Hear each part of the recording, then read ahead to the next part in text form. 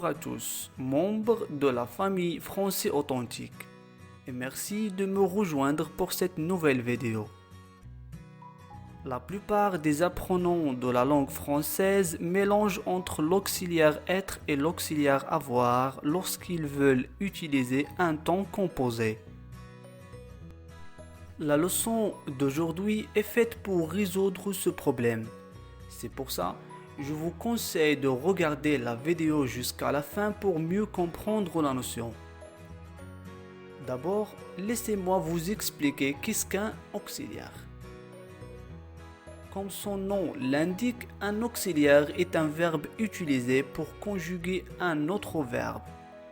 Et plus précisément, c'est ce qu'on utilise pour former les temps composés. Un temps composé est par exemple le passé composé, le passé intérieur, le plus que parfait, etc. Alors la question qui se pose, quand devons-nous utiliser l'auxiliaire être et quand devons-nous utiliser l'auxiliaire avoir? Comme d'habitude, nous allons traiter chacun à part.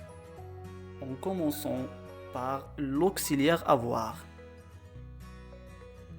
Alors pour ne pas beaucoup réfléchir, pour ne pas vraiment casser la tête avec ce problème, on considère qu'on utilise par défaut l'auxiliaire avoir. C'est-à-dire qu'on emploie généralement dans le cas normal l'auxiliaire avoir.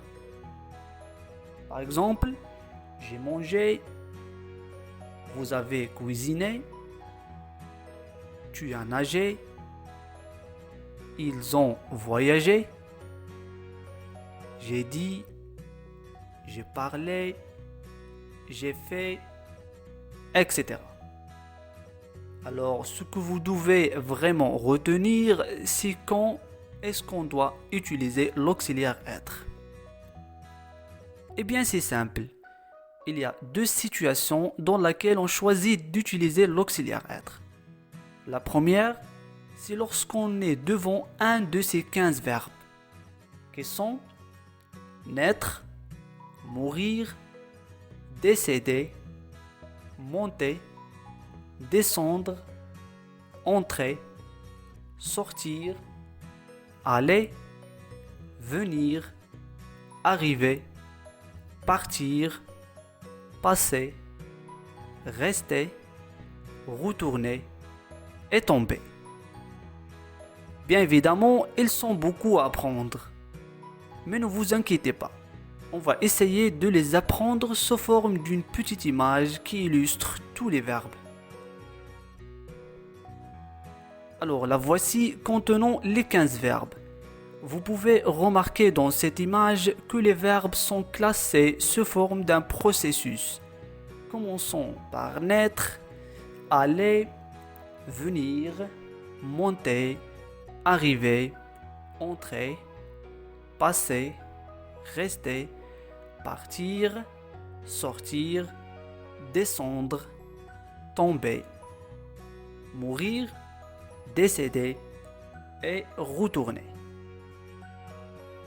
Apparemment, cette image va probablement vous aider à mieux se souvenir de ces verbes. Vous la trouverez dans la boîte de description. Passons maintenant à la deuxième situation dans laquelle on emploie l'auxiliaire être. Cette fois-ci, ça va être plus facile à retenir. Parce que vous pouvez utiliser l'auxiliaire être pour tous les verbes pronominaux. Un verbe pronominal est un verbe qui se conjugue avec deux pronoms de la même personne. Par exemple, se connecter, se réunir, s'appeler, se parler, etc., etc. Alors comme ça, notre cours atteint sa fin. Il y aura une deuxième partie de ce cours dans la prochaine vidéo, dans laquelle nous allons essayer de détailler un petit peu cette leçon. Pour être sûr que vous compreniez bien la notion, eh bien je vous propose encore une fois de faire l'exercice que vous trouverez en dessus de la vidéo.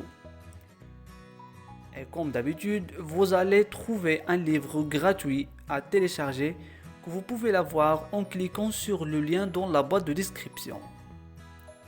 Je vous remercie pour votre attention et à la prochaine vidéo.